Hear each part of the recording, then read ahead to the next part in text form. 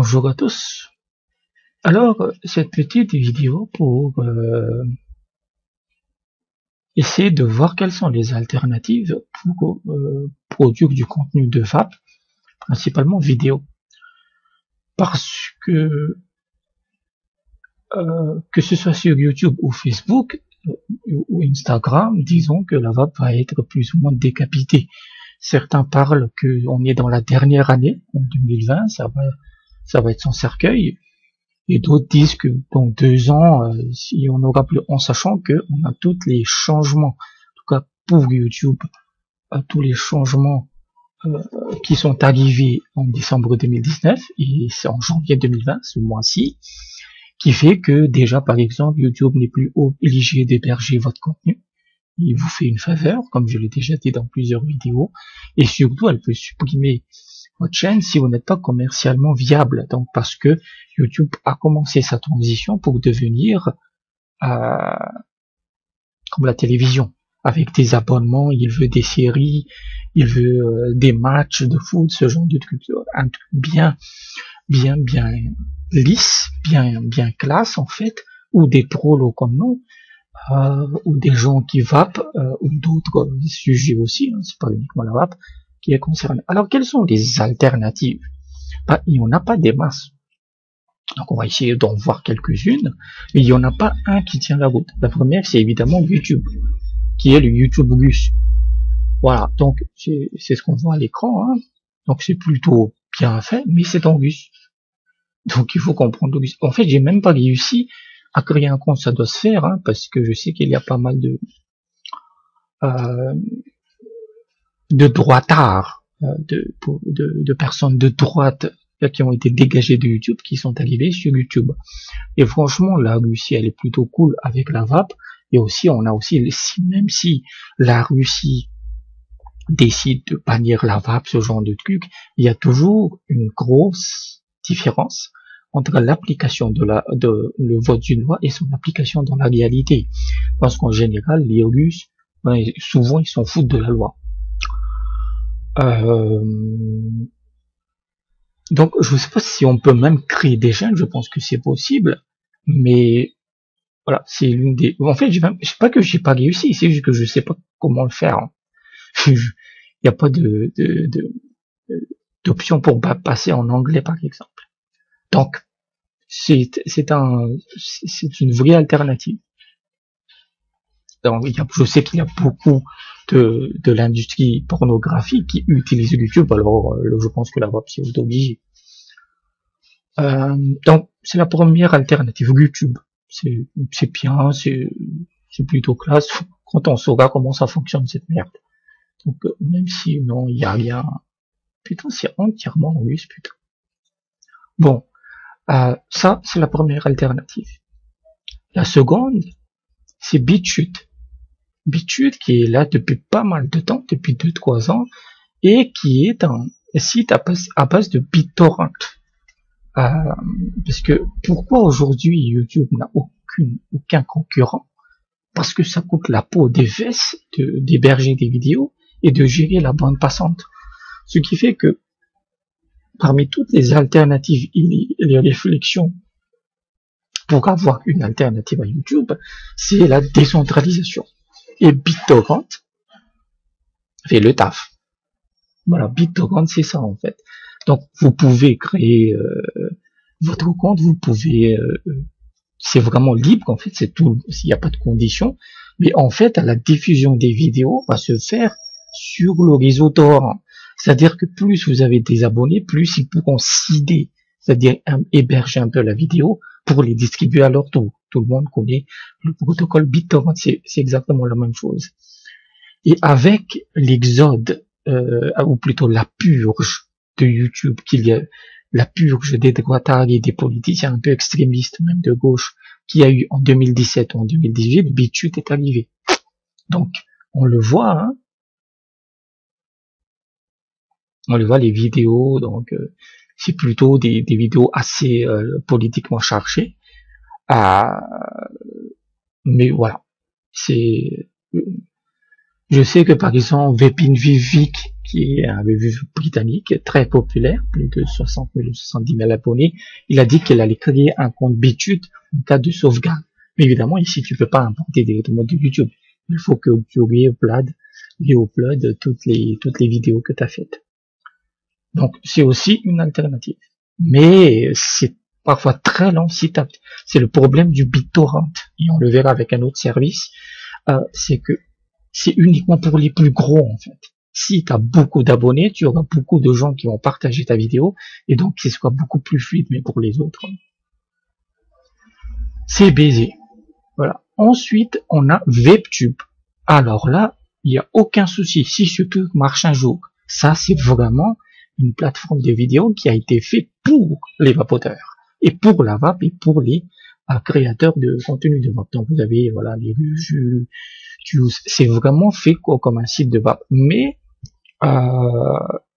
c'est des gens tout à fait lambda qui sont derrière ce site-là, c'est pas des pros.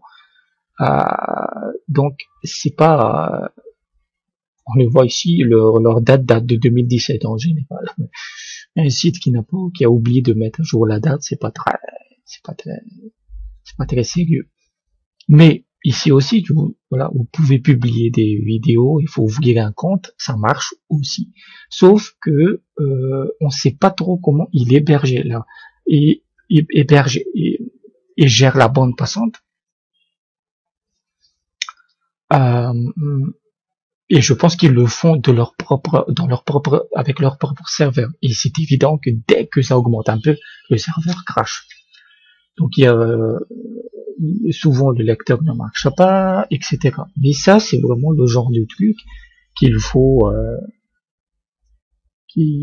encourager. Donc Webtube. Premier, deuxième, troisième, on est à troisième, quatrième alternative. C'est Peertube. Alors Peertube, c'est tout à fait une autre approche. Peertube, c'est tout à fait une autre approche. Donc une petite interruption, désolé. Donc est-ce que j'en étais? Ouais, Peertube. En gros, l'approche, ça a été créé par Framasoft. Et le but, c'est de créer une fédération d'instances.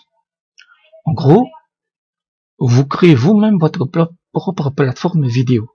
C'est vous qui hébergez les vidéos et la distribution, la bande passante est gérée par le torrent, par le protocole torrent.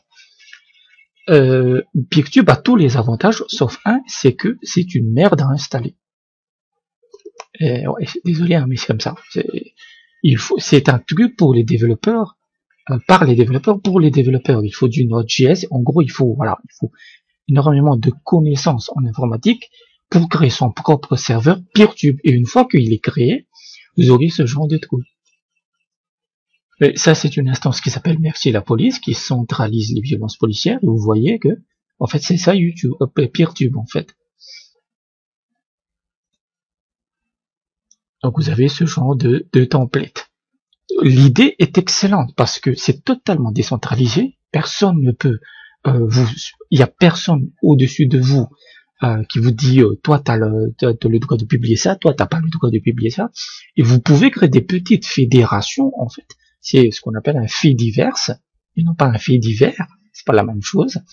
Un fait divers, voilà, une espèce d'instance en fait qui se connectent les unes aux autres, ce qui fait que c'est à la fois décentralisé et libre. Donc, si vous avez, il faut être un développeur ou avoir de très très bonnes connaissances pour lancer. Il faut, en gros, vous devez avoir un serveur, vous devez réserver un nom de domaine, mais ça, c'est en gros créer un site et surtout configurer le serveur. Ça, c'est une merde. Comme Framablog, c'est une toute petite association, ils ont deux, je sais pas, au début, il y avait un développeur, je sais pas aujourd'hui combien il y en a, le projet est un peu sur le déclin, ou plutôt, il n'est pas si en progrès que ça, parce que c'est pas le tout de créer une solution comment je dirais ça, à YouTube, il faut qu'elle soit accessible, il faut qu'elle soit utilisable par tout le monde. Si tu as besoin d'avoir Bac plus 3 en informatique pour l'utiliser, tu te le fous dans le cul, quoi. C'est l'équivalent comme Mastodon. Mastodon, c'est l'équivalent de Twitter, où tu peux le faire sur ton propre serveur, et ça stagne, personne ne l'utilise. Je pense que certains d'entre vous n'ont jamais même entendu parler de Mastodon, et donc la preuve. Donc, c'est bien de pouvoir publier des vidéos sur ce genre de truc, mais il faut aussi qu'elles soient visibles, donc sinon ça sert à rien. Mais c'est une solution qui a tous les atouts de la liberté et de l'anti-censure, mais en termes d'accessibilité. Après, il y a toute la documentation. En gros, si vous y connaissez en informatique, tout ce qui est configuration du serveur, Node.js, Nginx, ce genre de trucs, vous pouvez le faire. Moi, j'ai essayé, j'ai pas réussi. Donc, c'est plutôt utilisé dans le milieu des gauchistes et des écolos, ce genre de trucs, quoi. Mais je ne pense pas que ça puisse fonctionner à grande échelle, honnêtement. Mais c'est un beau projet, au moins c'est un projet 100% français. Donc ça, enfin, Dailymotion, c'est aussi une alternative. Oui, le lecteur est merdique, le site est merdique, mais c'est français. Donc, si vous créez des vidéos de vape, ben, personne ne vous dira rien, en fait. Parce que pourquoi on doit se barrer de Google et de Facebook? Parce que ce sont des entreprises américaines. C'est tout. L'année dernière, c'était novembre ou décembre 2018, il y a même eu des sites web, c'est-à-dire ton site web, qui ont été suspendus par leur hébergeur web. C'est la pire des censures possibles. C'est la dernière étape. Et pourtant, il y a eu des forums qui ont été suspendus parce que c'est des entreprises américaines et par conséquent, elles doivent obéir à la loi de leur État américain. Et comme la plupart des États américains bannissent de plus en plus la vape, eh ben, elles sont dans l'illégalité. Voilà. C'est pour ça que, à la base, moi, j'ai créé un site web, vapotage.org. Voilà. Parce que c'est mon serveur, oui, c'est uniquement du texte. Mais c'est mon serveur, le serveur est hébergé par Scalway, qui est, je pense, en Suisse. Ça fait partie de One, donc je pense que je suis sous France. Je suis tranquille en Europe. Il faudra attendre longtemps pour que la vape soit diabolisée en Europe, comme c'est le cas aux États-Unis. Ça peut arriver, tout est possible avec les lobbies du tabagisme et le lobby des anti-vap. C'est pas vraiment les lobbies du tabagisme, mais c'est vraiment ces enculés d'anti-vap religieux. Mais j'ai le temps, quoi. On a de quoi voir une. C'est pour ça que, à la base, c'était une réflexion, c'est que je voulais pas faire des trucs sur YouTube ou Facebook, mais je le fais quand même tant que, comme on laisse la possibilité. Donc, il faut éviter tout ce qui est américain, tout ce qui est hébergeur web, tout ce qui est nom de domaine. Serveur, il faut aller en Europe. Et voilà, les hébergeurs web en Europe, il y en a des tonnes. Vous avez Gandhi, vous avez OVH, vous avez One, vous avez énormément de solutions pour créer des sites web. Et je pense que c'est aussi l'une des adaptations possibles de la vape, c'est qu'il faudra arrêter tout ce qui est vidéo, parce que nous n'avons pas les moyens techniques pour avoir une plateforme de vidéo décentralisée, qui soit libre de toute censure pour tous les sujets, sur la vape politique, etc. Donc pour le moment, il faudra s'adapter. Moi, je le vois comme ça. Donc parmi tous ces alternatives, quelles sont les qui tiennent la route? Je dirais YouTube. Je pense que ça peut se faire. Si on peut publier des vidéos, BitChute aussi est pas mal. VebTube, voilà, il y en a, mais ça c'est limite. Hein.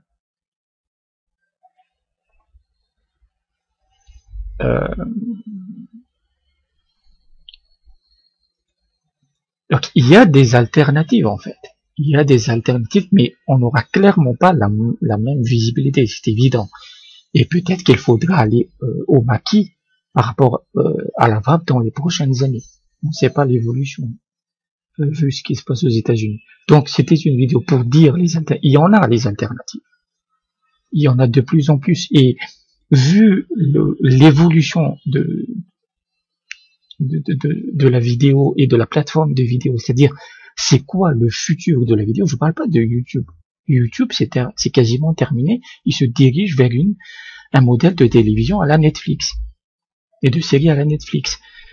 C'est quoi le futur de la vidéo? C'est la décentralisation avec le torrent, avec après c'est des sujets techniques, avec des trucs comme IPFS qui sont des systèmes de fichiers décentralisés, etc., etc.